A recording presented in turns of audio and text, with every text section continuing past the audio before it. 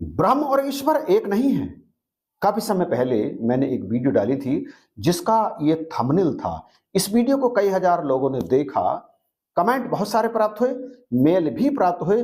Comments और mail अभी भी लगातार प्राप्त हो रहे हैं। तमाम लोग कंफ्यूज हैं कि ब्रह्म और ईश्वर को तो हम एक ही मानते थे, परंतु आपने कहा कि ये अलग अलग हैं। मैंने उस वीडियो में ब्रह्म को अकर्ता बताया था और कई धर्म ग्रंथों के आधार पर यह बात बताई थी कि ब्रह्म तो अकर्ता है, ये तो कुछ भी नहीं करता, ये तो एक सत्ता है। करने वाला कौन है?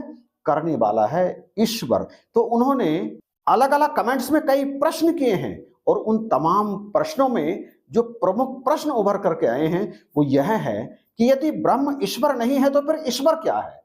ईश्वर कौन है? और यदि ईश्वर ब्रह्म नहीं है तो ब्रह्म कौन है? ये दोनों अलग अलग कैसे हैं और इन दोनों का अलग अलग क्या कार्य है? आपने कहा कि ब्रह्म तो अकर्ता है, तो फिर ब्रह्म का कार्य क्या है? ब्रह्म कर्ता क्या है? और आपने कहा कि सब कुछ करने वाला ईश्वर है, तो फिर ईश्वर को ही क्यों ना माने हम? ब्रह्म को मानने की हमें आवश्यकता ही क्या है? तो आज के इस वीडियो में हम ईश्वर और ब्रह्म इन दोनों को बिल्कुल स्पष्ट करने का प्रयास करेंगे। इससे पहले कि हम वीडियो में आगे बढ़ें, मैं आपके चरणों में ये बात रखना चाहता हूं कि भारत में प्रमुखतः दो दर्शनों में ब्रह्म और ईश्वर के बारे में बातें होती हैं। वे दर्शन है शंकर दर्शन और रामानुज दर्शन। ये दोनों दर्शन अलग अलग तरह से, जैसे शंकर आदि शंकराचार्य का दर्शन वेदांत दर्शन के नाम से प्रसिद्ध है और रामानुज का दर्शन सांख्य दर्शन के नाम से प्रसिद्ध है। अब चूंकि दर्शन पर हम आ गए हैं तो मैं यहां पर आपके चरणों में एक बात रखूं। एक भाई ने मुझे मेल करके कहा कि आप अपने YouTube चैनल पर तमाम वीडियोस में दर्शनों की बात क्यों करते हैं? हमारे यहां तो कोई भी प्रचारक अपने प्रवचनों में दर्शनों की कोई भी बात नहीं करता। तो यहां पर मैं आपके चरणों में ये बात रखना चाहूं कि हमारे दर्शन कहां से आते हैं? हमारे दर्शन आते हैं हमारे धर्म ग्रंथों से, और हम भी तो धर्म ग्रंथों के आधार पर ही ये बात मानते हैं कि ये जो दिख रहा है ये ब्रह्म ही है। हम ग्रंथों से ही तो इसे मिलाते हैं। शहंशाह जी भी तो कहते हैं कि ब्रह्म ज्ञान को जांचने की ग्रंथ कसौटी हैं। जब तक इस ब्रह्म ज्ञान को आप ग्रंथों से मिलाकर के नहीं देखेंगे तब तक कैसे विश्वास करेंगे कि यही ब्रह्म है? ग्रंथों से ही तो मिलाया जाता है और दर्शन ग्रंथों से ही निकल करके आते हैं। ग्रंथों में जो तमाम बातें लिखी हुई होती हैं उनका अर्थ अलग अलग हिसाब से अलग अलग विद्वान निकालते हैं। कोई कहता है कि ब्रह्म के अतिरिक्त कुछ है ही नहीं, जगत केवल स्वप्न मात्र है, सच नहीं है, झूठ है। ये कहता है आचार्य शंकर का दर्शन, शंकराचार्य आदि शंकराचार्य का दर्शन। जबकि रामानुज कहते हैं कि केवल ब्रह्म ही नहीं है, प्रकृति और पुरुष है। इसमें पुरुष की भूमिका पृथक है, अलग है, प्रकृति की भूमिका अलग है। तो ये बात हमें जाननी परम आवश्यक है। यदि हम ये नहीं जानेंगे तो फिर हम सत्य पर विश्वास कैसे करेंगे? और यदि कोई दूसरा व्यक्ति हमसे इन संबंध में प्रश्न करने लगेगा तो यदि हम जानेंगे नहीं तो फिर हम उनके प्रश्न का उत्तर कैसे दे पाएंगे? खैर, वीडियो में ये बात आगे फिर कभी देखेंगे। अभी हम यहां पर यह जानने का प्रयास करते हैं कि वास्तव में ब्रह्म क्या है और ईश्वर क्या है, ब्रह्म की क्या भूमिका है और ईश्वर की क्या भूमिका है। तो इस पूरे कॉन्सेप्ट को क्लियर करने के लिए आप इस वीडियो में अंत तक जुड़े रहिएगा। एक एक बात को ध्यान से सुनेंगे तभी ये बात आपको समझ में आ पाएगी। आइए चलते हैं वीडियो में आगे। जरा संभल कर बैठ जाइए। वास्तविकता यह है कि ब्रह्म और ईश्वर में भेद है। भेद मतलब अंतर। ब्रह्म के दो भेद हैं, निर्गुण ब्रह्म और सगुण ब्रह्म। दरअसल सगुण ब्रह्म ही ईश्वर है जो माया से युक्त होता है। और ये कौन है? ये है सतगुरु, जो सगुण बनकर शरीर रखकर अलग अलग लोकों में प्रकट होता है। जैसे हमारी पृथ्वी पर ये सतगुरु रूप में प्रकट होता है। ये पूरी तरह से माया से युक्त होता है, परंतु ये सगुण ब्रह्म यानी ईश्वर अपने आप को इंसानी योनि में जब प्रकट करता है ना, तो साधारण इंसान ही कहता है।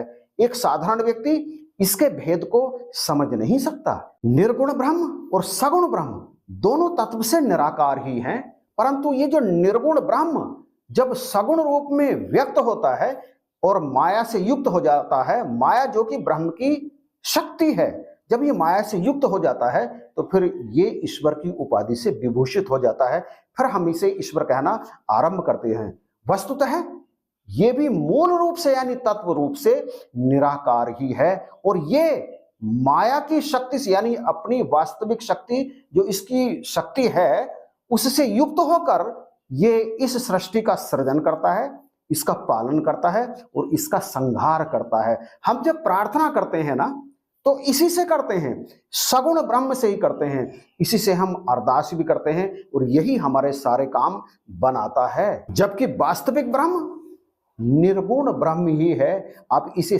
ऐसे समझ सकते हैं, सागर लहर रहा है, सागर में अथाह जल है, वो जल जो संपूर्ण सृष्टि में जीवन की मूल है, लेकिन उस जल में निरंतर लहरें उठती रहती हैं, उठती रहती हैं, लहरें उठती हैं बैठ जाती हैं, उठती हैं बैठ जाती हैं। ठीक इसी तरह से सगुण ब्रह्म प्रकट होता है, बैठ जाता है, प्रकट हो जाता है, अप्रकट हो जाता है, प्रकट हो जाता है, अप्रकट हो जाता है।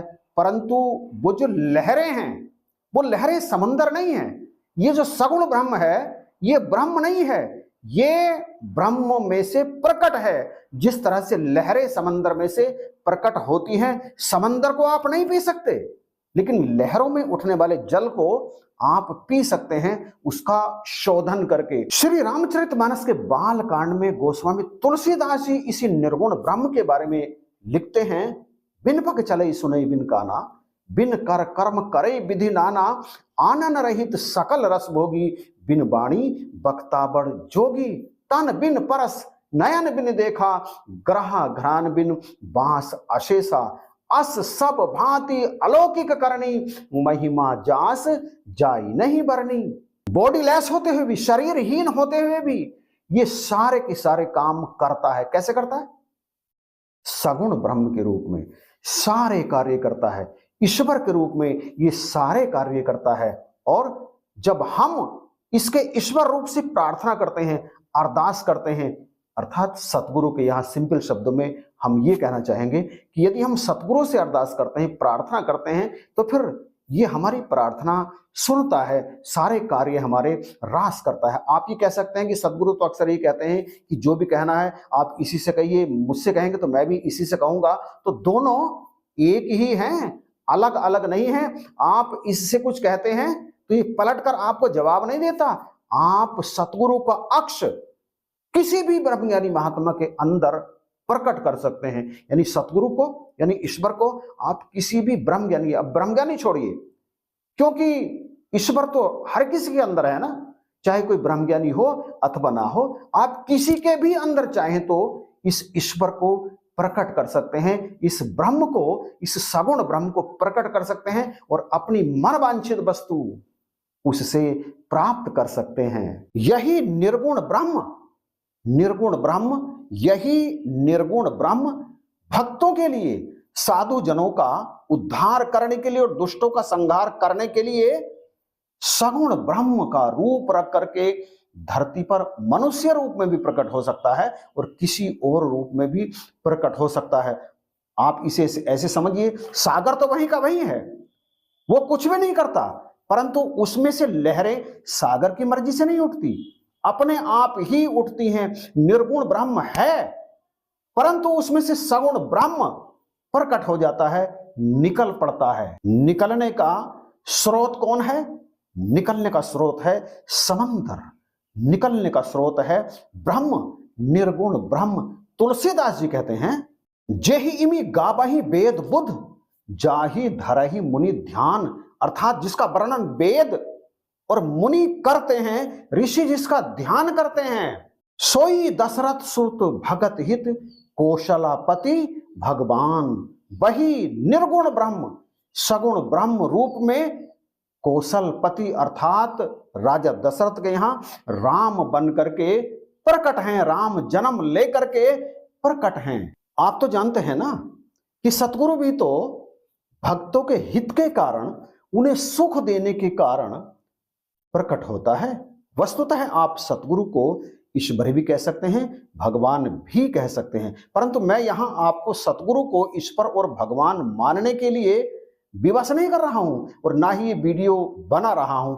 ये तो आपके ऊपर निर्भर है कि आप सतगुरु को किस रूप में लेते हैं। परंतु वास्तविकता तो यही है कि सतगुरु ब्रह्म का सगुण रूप ही है और सगुण रूप यानी शरीर रूप में आकर के जब मनुष्य शरीर में सदगुरु प्रकट होता है यानी सगुण ब्रह्म प्रकट होता है तो फिर उस पर माया का प्रभाव होता है। निश्चित रूप से वो माया से प्रभावित होता है। उसकी अपनी कुछ मर्यादाएं होती हैं, उसकी अपनी कुछ मर्यादाएं होती हैं। वो जादू टोने नहीं करता, वो चमत्कार नहीं दिखाता, वो एक साधारण इंसान की तरह जीवन जीता है और अपने आप को भी वो दास ही कहता है। परंतु कभी कभी आपके जीवन में जब कुछ चमत्कारित होता है, चमत्कार वाले काम होते हैं, तो आप उस काम को अपनी श्रद्धा के अनुसार अपने सतगुरु से जोड़ देते हैं। ब्रह्म माया से प्रभावित नहीं होता।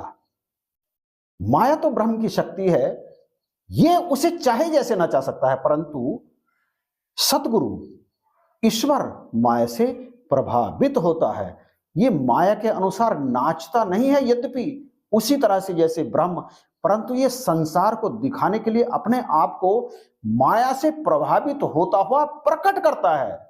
यह अंतर है ब्रह्म में और ईश्वर में। हम ब्रह्म और ईश्वर को अलग अलग मानने को तैयार ही नहीं होते हैं, हम दोनों को एक ही मानते हैं। परंतु हमारे अंदर ये अपेक्षा तो होती है कि हम सर्वोच्च सत्ता से अपनी कुछ बात कहें, अपनी कुछ मांगे उनसे मनवाएं। परंतु निर्गुण रूप में चूंकि ये बिन पग चले, बिन पैरों को चलता है जब सगुण रूप में आता है, तो हमारी ये अपेक्षा होती है कि हमारी प्रार्थना ये सुने, हमारी कामनाओं की ये पूर्ति करे। दूसरों के लिए जब हम प्रार्थना करते हैं तो उस प्रार्थना को भी ये सुनकर के पूरी करे। वस्तुतः करता तो यही पूरा है, लेकिन प्रार्थना हमारे अंदर से निकलती है दूसरे के भले के लिए, तो हम भी कहीं ना कहीं ये तो सोचते हैं कि हमारी प्रार्थना ये परमात्मा सुन करके पूरी कर दे। और ऐसा हम इसलिए सोचते और समझते हैं क्योंकि हमें इसकी वास्तविक शक्ति पता है कि ये सब कुछ सख्त कर सकता है, इसके पास सब कुछ है जो ये दे सकता है, इसके भंडार में किसी भी प्रकार की कमी नहीं है। आप सभी जानते हैं कि निराकार ब्रह्म का ध्यान करना असंभव नहीं तो बहुत मुश्किल जरूर है, परंतु सगुण ब्रह्म यानी सतगुरु का ध्यान करना बहुत ही आसान है। इसलिए कहा है ध्यान मूलम गुरु मूर्ति, कि गुरु की मूर्ति का यानी गुरु के अक्ष का जो हमारे अंदर प्रतिबिंब बन गया है, आप उसका ध्यान करें। ये निर्गुण ब्रह्म ही हमारी इच्छा के अनुसार अनेक रूपों में विभक्त हो जाता है। जैसे समंदर लहरा रहा है, परंतु उसमें लहर एक ही नहीं है, उसमें लहरें हैं असंख्य। जब हमें विद्या की आवश्यकता होती है तो हम इससे यानी सगुण ब्रह्म से प्रार्थना करते हैं, तो इसमें से सरस्वती रूप में ये प्रकट हो जाता है। धन के लिए लक्ष्मी रूप में प्रकट हो जाता है, शक्ति के लिए दुर्गा रूप में ये प्रकट हो जाता है, और हमारा पालन पोषण करने के लिए ये विष्णु रूप धारण कर लेता है, और संहार के लिए ये शिव रूप में प्रकट हो जाता है, और सृजन के लिए यही ब्रह्म बन जाता है ब्रह्मा, और हमें ब्रह्म ज्ञान देने के लिए यही ब्रह्म बन जाता है सतगुरु, और हमें ये मोक्ष प्रदान कर देता है, मुक्ति प्रदान कर देता है। हम अपने मर्जी अनुसार यानी जिस रूप में हम इसे ध्याते हैं, इसे सामने लेके आते हैं, उसी रूप में इसकी पूजा करना आरंभ कर देते हैं। कभी सरस्वती रूप में, कभी लक्ष्मी रूप में, और कभी विष्णु रूप में, कभी कृष्ण रूप में, या फिर कभी किसी और रूप में। जैसा भी हम इसका अक्ष अपने अंदर बनाते हैं, जैसा ही इसे हम अपना आराध्य स्वीकार करते हैं। प्यारे भाई बहनों, एक साधारण शासक को निर्गुण ब्रह्म नहीं चाहिए जो कुछ करता ही नहीं हो, जो आपकी अरदास पूरी ना करे, जो आपकी इच्छा पूरी ना करे, जो आपकी प्रार्थना ना सुने। एक साधारण भक्त को ऐसा निर्गुण ब्रह्म तो चाहिए ही नहीं। उसको तो चाहिए सगुण ब्रह्म यानी ईश्वर, जो उसकी सुने, उसकी अरदास पूरी करे, उसके जीवन में सुख लाए। परंतु मूल तो निर्गुण ब्रह्म ही है ना, लेकिन चाहिए सगुण ब्रह्म। वस्तुतः है सगुण ब्रह्म भी निकल करके तो ब्रह्म में से ही आता है। इस तरह से दोनों दिखते तो अलग अलग हैं, लहर अलग दिखाई देती है और सागर अलग दिखाई देता है। ऐसा लगता है जैसे लहर सागर से अलग है, परंतु अलग नहीं है। दोनों भिन्न तो हो सकते हैं, परंतु पृथक बिल्कुल भी नहीं हो सकते। हमें ब्रह्म का ज्ञान मिला है लीन होने के लिए, अभेद होने के लिए, और हमें ईश्वर मिला है यानी सतगुरु मिला है इस जीवन को सुखी बनाने के लिए। इस जीवन में किस तरह से कर्म हमें करने चाहिए, किस तरह से अपने जीवन को जीना चाहिए, इसलिए हमें मिले हैं सतगुरु। और ये ब्रह्म का ज्ञान भी हमें सतगुरु की कृपा से ही मिला है। ब्रह्म का ज्ञान देने के पीछे सतगुरु ही हैं, लेकिन वस्तुतः वास्तव में ब्रह्म और ईश्वर अलग अलग नहीं है। इसलिए कबीर साहब कहते हैं, गुरु को तुम मानस मत जानो, गुरु को तुम मानस मत जानो, पार ब्रह्म परमेश्वर मानो। तो आज के इस वीडियो में मुझे तो ऐसा लगता है कि सारे प्रश्नों के उत्तर आ गए होंगे, परंतु चूंकि मैं तो अज्ञानी हूं, पूरी तरह से समझ है ही नहीं। आप ज्ञानी हैं, आप एक एक चीज को पकड़ सकते हैं। कोई ऐसा प्रश्न यदि छूट गया हो जिसका उत्तर यहां पर नहीं मिल पाया हो तो प्लीज कमेंट करके बताइएगा जरूर। और यदि ये वीडियो आपको अच्छा लगा है तो इसे शेयर जरूर कर दीजिएगा। चैनल पर पहली बार आए हैं, वीडियो पहली बार देख रहे हैं तो आप इसे सब्सक्राइब अवश्य कीजिएगा, क्योंकि इसी तरह की वीडियोज आपको सदा ही इस चैनल पर मिलती रहती हैं। इन्हीं शब्दों के साथ आप सभी को जय हिंद, नमस्कार और प्यार भरी धन्यवाद।